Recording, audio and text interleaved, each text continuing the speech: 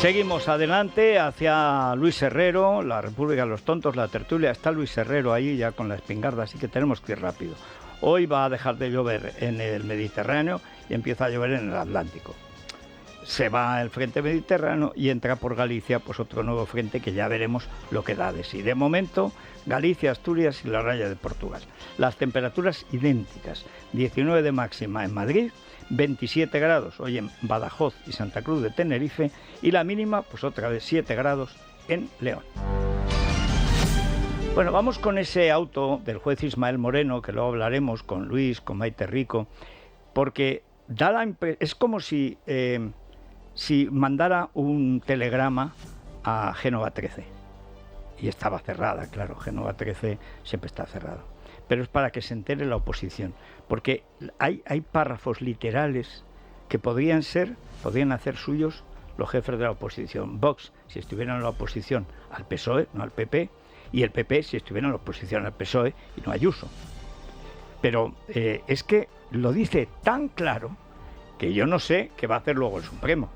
A ver, Marchena y sus unánimes, ¿por dónde salen?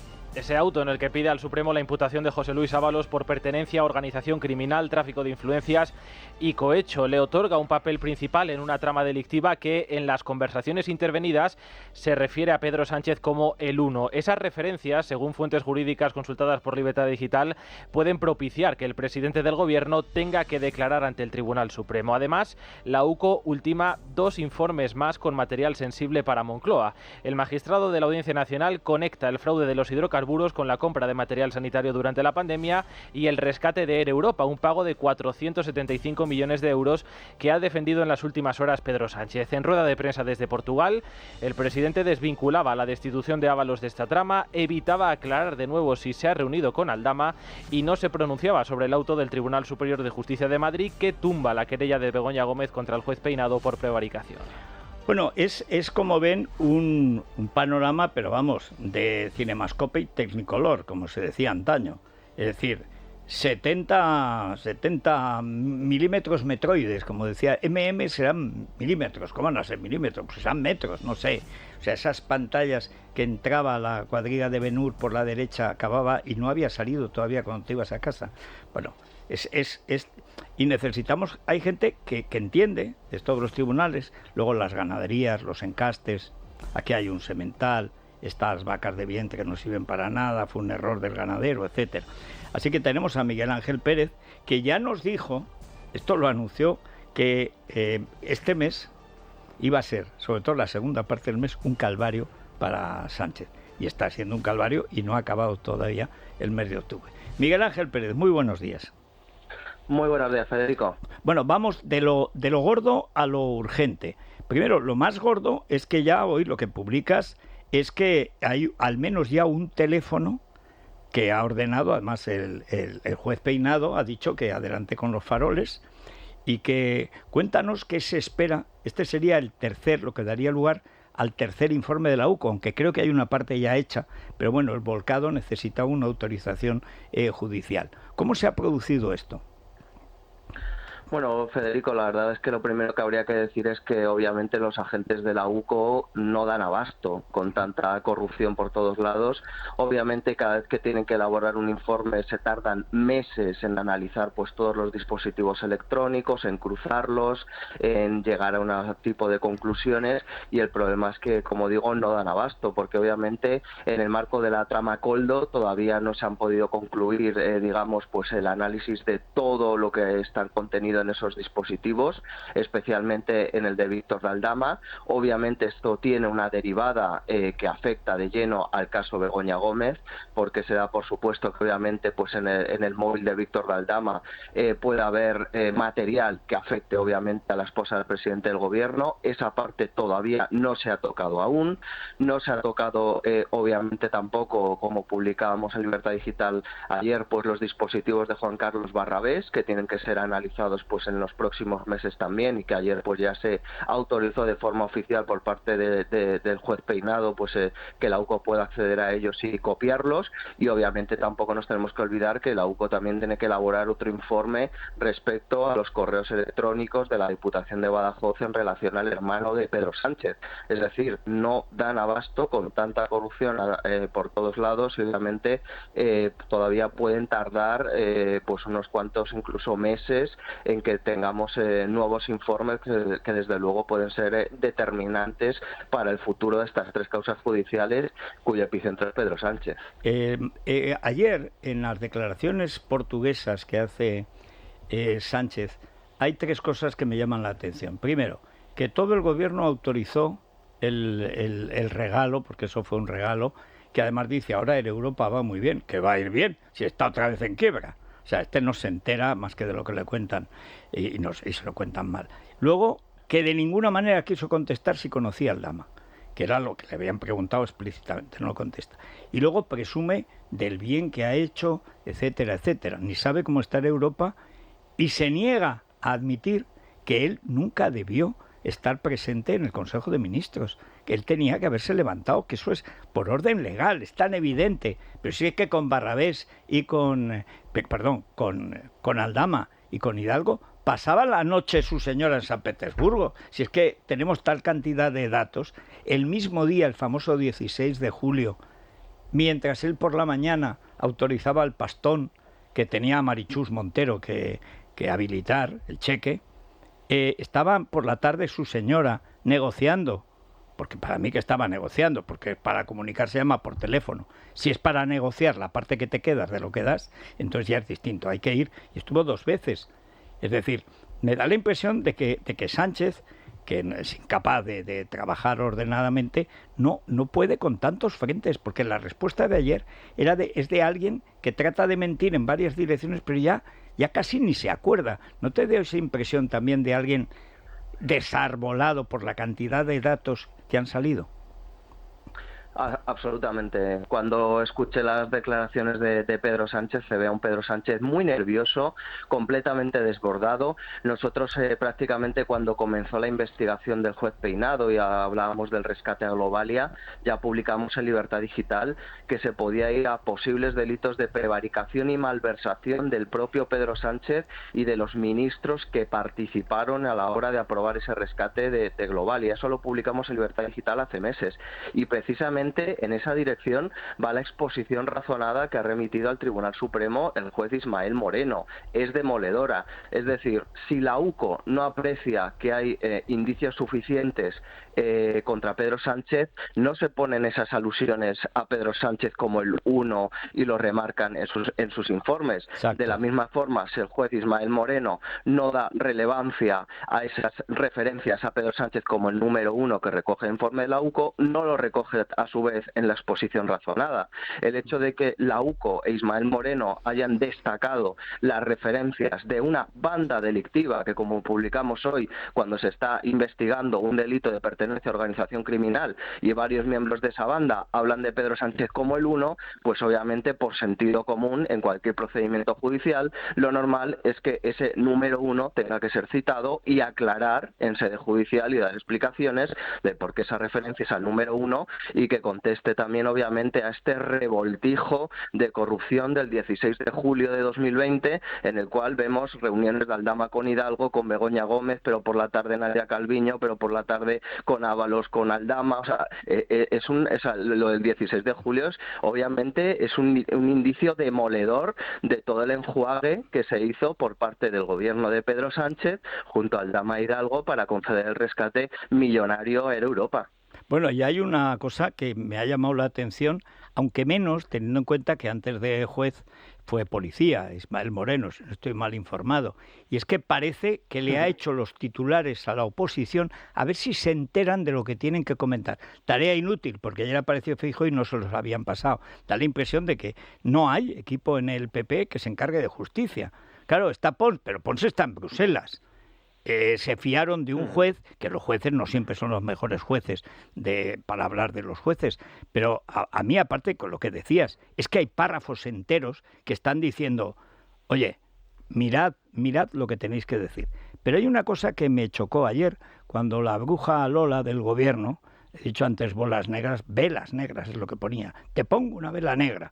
Ayer la bruja Lola volvió a delinquir y me he acordado de que hace 2 días o 3, Marchena y sus unánimes, a cambio de la unanimidad contra el fiscal, la absolvieron del mismo delito de revelación de secretos. Así que ayer volvió a revelar secretos al mismo tono chulesco y delictivo. ¿Por dónde crees que va a ir porque imagino que esto será denunciado hoy de nuevo. ¿Por dónde crees que va a ir la sala de lo penal y cuándo crees que, si es que sale Martínez Arrieta?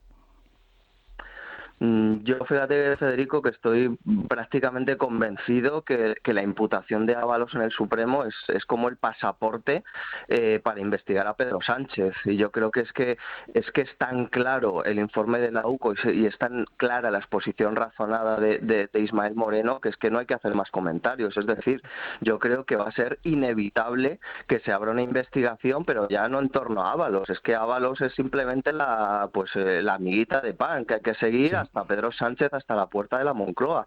Y yo creo que obviamente el Supremo yo creo que va a ir en esa línea. Esa es la intuición que yo tengo, porque obviamente es incontestable la exposición razonada. Y como decías, pues ahora en los próximos meses va a haber un problema importante, una incertidumbre importante, y es la salida de Manuel Marchena del Tribunal Supremo, de la Sala Penal, como presidente. Pero se queda en la sala. Obviamente se queda en la sala como magistrado, pero va a dejar de ser presidente de la sala, y obviamente el presidente de la Sala Penal del Tribunal Supremo tiene un poder enorme a la hora de tomar según qué decisiones. Obviamente, pues la última más grave no ha sido la imputación del fiscal general del Estado, Álvaro García Ortiz, y claro, ahora están las espadas en lo alto, porque obviamente el bloque izquierdista del CGPJ ya está maniobrando, como publicamos en Libertad Digital, con el objetivo de que la magistrada Ana Ferrer, que era la favorita de Conde Pumpido y de Bolaños a la presidencia del CGPJ, pues en su turno de reválida se convierta en la presidenta de la Sala Penal del Supremo, a pesar de que obviamente el favorito indiscutible en el Tribunal Supremo es Andrés Martínez Arrieta, que es el número 1 en el escalafón judicial y que es un magistrado que de un prestigio, digamos, incontestable en el Tribunal Supremo, y que todo el mundo opina que los 2 años y medio que le quedan hasta su jubilación, su guindilla, la guinda del pastel tiene que ser para él, obviamente, pues esa presidencia de la Sala Penal. Pero obviamente pues el gobierno le interesa que no esté Martínez Arrieta, porque al margen de su tendencia de izquierda o no, lo cierto es que es independiente, y obviamente pues eso el es lo peor para el gobierno. Otra persona. Lo peor no es que sean de izquierdas, es que sean independientes, y ni que sean de derechas, que sean independientes. Igual que Isabel Perelló, que aunque fuera Exacto. de ideología pues izquierdista, pues es independiente, y eso es lo que le molesta al gobierno, y ese es el problema, que ahora mismo la incertidumbre que vaya a haber pues en el próximo mes y medio, 2 meses, hasta que se cierre las plazas para la presidencia de la Sala Penal, y el CGPJ pues obviamente elija al sucesor de Manuel Marchena a la presidencia. O sea, ¿tú crees que a Sánchez le van a traer carbón los Reyes Magos? Yo creo que lo tiene muy crudo, Federico. Yo creo que jamás, en todos los años que llevamos con Pedro Sánchez de presidente, lo ha tenido tan crudo ni tan complicado a nivel judicial como ahora. Este mes de octubre ha sido determinante, y obviamente cuando el Supremo ya, pues obviamente acepte previsiblemente, no cabe otra posibilidad, la imputación de José Luis Ábalos, ese puede ya ser, digamos, el principio del final del periplo de Pedro Sánchez, porque obviamente creo que hay material para investigarlo.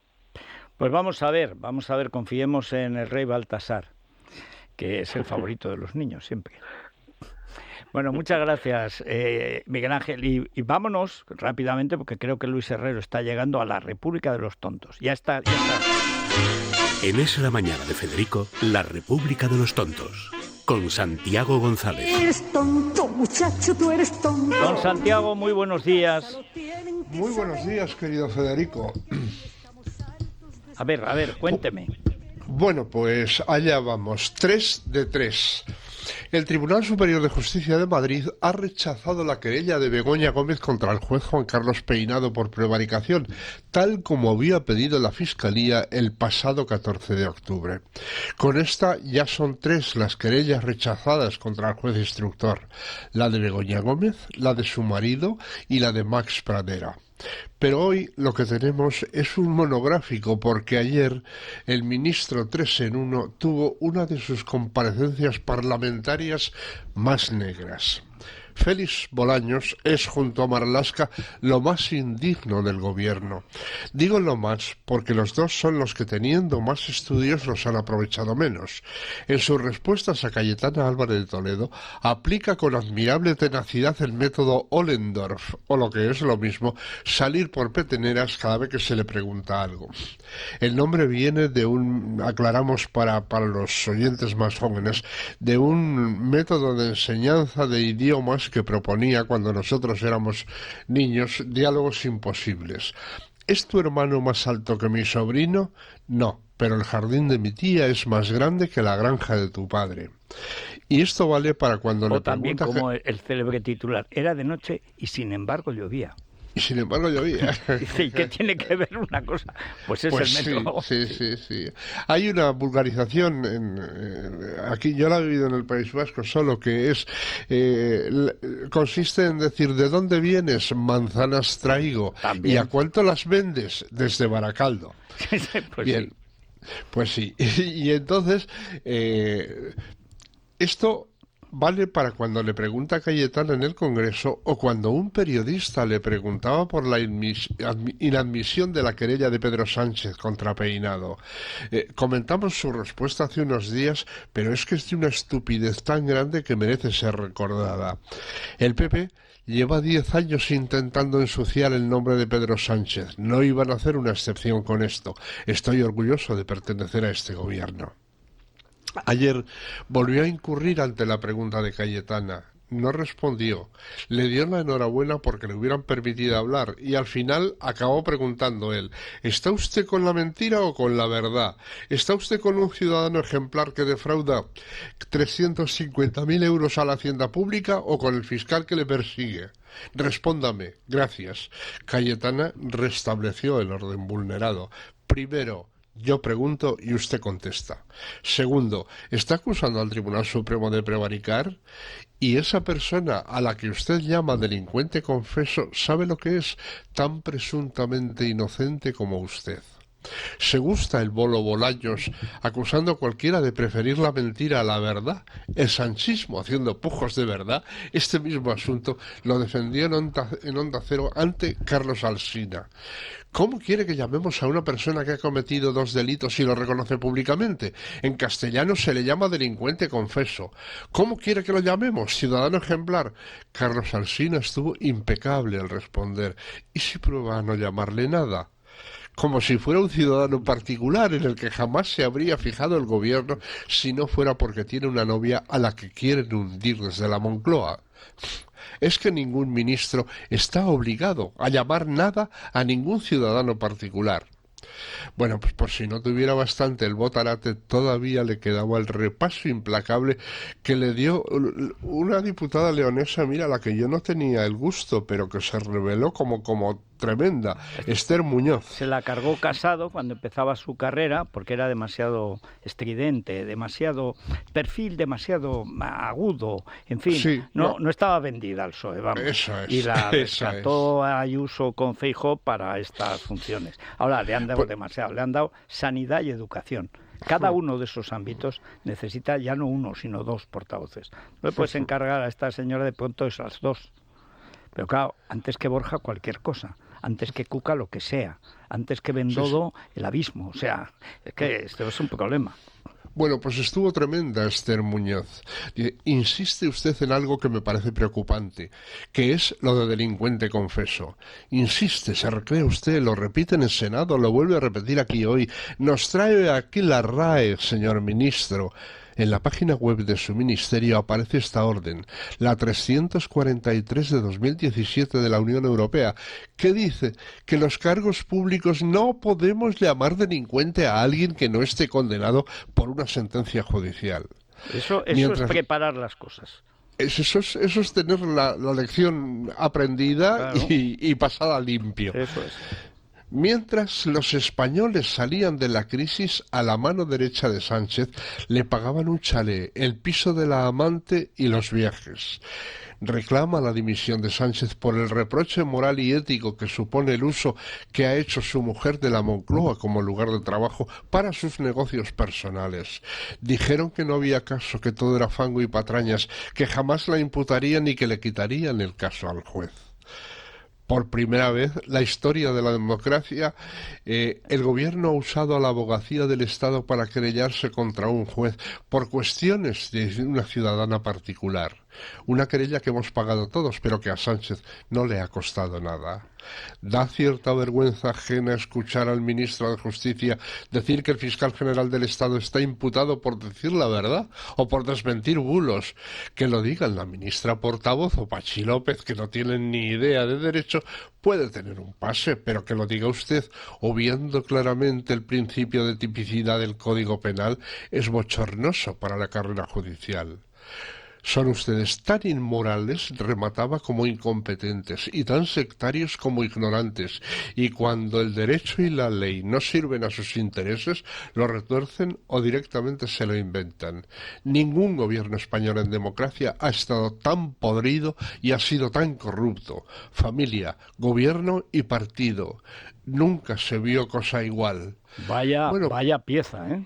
Vaya repaso. Bueno, esta señora ya me tiene entre sus adeptos. Bueno, y ya le han puesto vela negra los chanquetes de Génova, claro. Ese claro. Perfil demasiado duro. Tenemos que ser más centristas, centrados centristoidemente en la centristez o centristeza. Sí, sí. En fin. Pues estaba fantástica. Y bueno, finalmente, Parmenio hacía un resumen aceptable en mi blog. Hoy, en el Congreso, y respondiendo a Cayetana, el improbable Bolaños ha afirmado que el fiscal general del Estado lo que hace es perseguir al delito.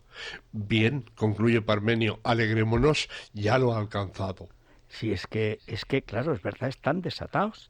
Y van corriendo en todas las direcciones, con lo cual tropiezan en cualquier dirección. Sí. Esto es lo que hace exacto la metáfora de ir como pollo sin cabeza. Exactamente, sí. Pero exactamente, como vaca sin cencerro. Lo que pasa es que a estos los cencerros son tan acusados. Es verdad lo que decías, que los dos que han estudiado y que tienen la obligación de saber, pero también está Margarita Robles, pero siempre se escaquea. Tiene una habilidad... Sí. Es corresponsable de todo lo de las mascarillas, porque hay que recordar que el Politburó de la corrupción de las mascarillas, ahí está ella, ahí está Margarita Robles, está Marlaska y está Ábalos, presididos por Sánchez. Ese es el quinteto de la muerte. Así es. Ya llegará. Muchas gracias. No, sí, esto no se va a quedar así. Verás cómo se pone. Esto se hincha. Bueno, muchas gracias, Santi. Hasta mañana, que será otro día. Si les duele algo, Ibudol. A esa cantidad de mails diarios que acaban en dolor de cabeza, ni agua. Ibudol, el primer ibuprofeno bebible en stick pack para aliviar el dolor, también en comprimidos. Medicamentos sin receta para adultos y niños a partir de 12 años. Al dolor, ni agua. Ibudol. Tenía que ser de Kern Pharma. Lee las instrucciones de este medicamento y consulta al farmacéutico. Es la mañana de Federico, con Federico Jiménez Los Santos. Bueno, vamos ya camino de la tertulia, ya está Luis Herrero, ya creo que ha llegado Maite Rico, también, perfecto. Bueno, pero antes, recordemos, la banca. Vamos a hablar de banca, sí, Federico. Vamos a hablar hoy de ciberseguridad, ¿sabes? Y tenemos datos, pues la verdad es que preocupantes, porque 1 de cada 3 incidentes que se gestiona en el Instituto Nacional de Ciberseguridad, el INCIBE, pues fueron estafas. Cuando ustedes oyen hablar de phishing, vishing, smishing, estafas. O sea, déjense de tonterías, son estafas. Bueno, aquí hay varios consejos que son fundamentales, además son sencillos. Por ejemplo, nunca hay que pinchar un enlace que nos llegue a través de un mensaje directo o un correo electrónico. Si les llega un enlace a una página, no pinchen nada. No pinchen porque se pincharán el dedo. No introduzcan ningún dato personal. Si le piden el teléfono, número de cuenta, su edad, da igual, dirección. Nada. No acepte regalos.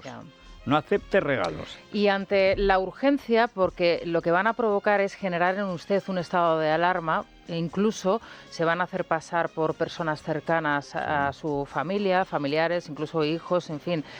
Ante esto, lo que tiene que hacer es ponerse en contacto, lógicamente, bueno, pues con seguridad, con la policía, con los centros de alerta, pero lógicamente lo que no puede hacer es dar ningún dato y, por supuesto, si tiene esa sensación de inseguridad de haber dado un dato que no debía porque se ha puesto nervioso, enseguida bloquee la tarjeta y llame usted a su banco. Efectivamente. Bueno, si quiere tener más consejos, se puede poner usted en contacto con el aula de ciberseguridad, el aula financiera y digital, todo con .es, aula financiera y digital.es. Recuerda, el sector bancario está contigo.